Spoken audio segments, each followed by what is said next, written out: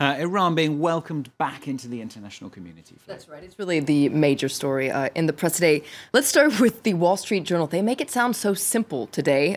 Powers reach a nuclear deal with Iran. That's on the front page of the Wall Street Journal. Doesn't really portray just how monumental and controversial, of course, this deal is. If you want a description about the, I guess, the mixed reactions to this landmark agreement, you can head to The Independent. I like the title of one of their articles, Jubilation in Tehran, Relief in the White House, and Dismay in Israel. Yeah, we'll get back to reactions in Israel, but let's see how the press in Iran is reacting first. Well, there's lots of celebrating going on in the Iranian papers today. Let's take a look at the front page of Itelat. First of all, they use the catchphrase, of course, of the day, a historic agreement. Tehran went for slightly different version of that. They go for historic deal today.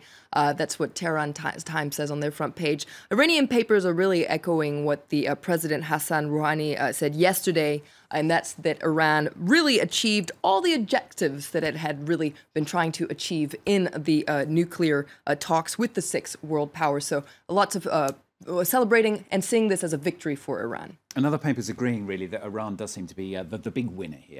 That's right. The Washington Post puts Iran on its list of winners. It takes a look at the winners and the losers in this, if the deal sticks. I like this quote from the article. It says that Iran, the ostracized nation, is back in the world's business and stands a good chance of being the planet's economic prom queen in the next few years. This, of course, thanks to a lift in the embargo and sanctions. So who else is on the list of winners? Well, you have the U.S. President Barack Obama, the U.S. Secretary of State John Kerry, congressional Democrats. As for the losers, you have Israel, Saudi Arabia, and potentially the Middle East, and of course, congressional Republicans. The Wall Street Journal's editorial today, so the conservative U.S. paper, echoes what I think a lot of Republicans feel in its editorial, essentially that the agreement all but guarantees that Tehran will eventually become a nuclear power, all the while limiting the ability of a future president to prevent this. So their headline here is, this is a nuclear triumph for Iran.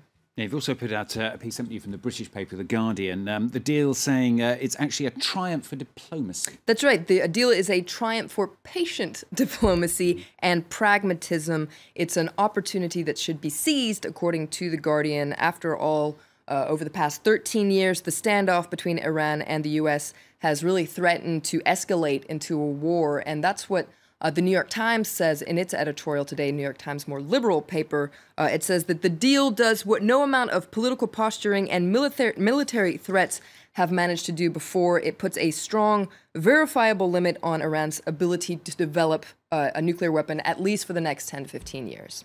Now, a very different story in Israel. Said we'd come back to it. Here it is. The papers, they're very alarmed about this deal, aren't they? That's right. There's a lot of fear in the Israeli press today. I pulled out two opinion pieces. First of all, from Yediot Aharonot, this is Shula Romano-Oring, very critical of the U.S. President Barack Obama, says that basically all he's trying to do with this deal is establish a legacy for his failed foreign policy. And in doing so, he's dishonored U.S. allies in the Middle East, so Israel, but also Gulf states. You can see it says that Obama chooses honor. Now we will have a war. So very pessimistic Yediot Aharonot today. You can also hear the drumbeat of war, if you will, in Jerusalem Post. This is a piece by Jonah Jeremy Bob, who says that essentially it basically encourages the government to carry out preemptive strikes. Strike sooner or never.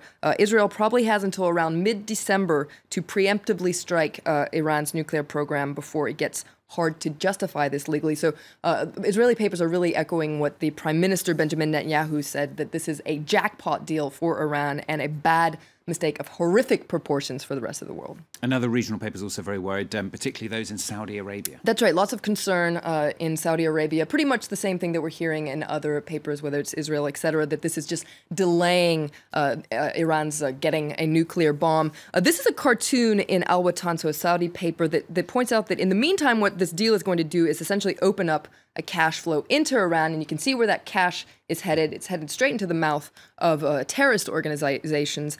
Pulled out another cartoon. This is from a Jordanian paper. It fears that this is really going to upset the geopolitical balance in the Middle East. What you can see here is the Ayatollah and Uncle Sam basically carving up the Middle East like a wedding cake. it seems. And if we take a look at the front page of The Independent, it really also focuses on the subtext of this deal. This is not just about a nuclear deal. It's a remarkable Shia triumph in the Middle East after decades of sectarian conflict. This is a very interesting piece by Robert Fisk, the Middle East correspondent for The Independent. And you can see here, he says, America is basically taking Iran's side to the fury of Israel and Saudi Arabia. And he wonders, has the regional balance of power, has it changed forever? I'm sure we're going to be hearing a lot more about this debate. I'm sure we will here on France 24. Thank you, Flo. Thank you to Stephen as well with the business. And the very latest headlines right after the break. Stay with us.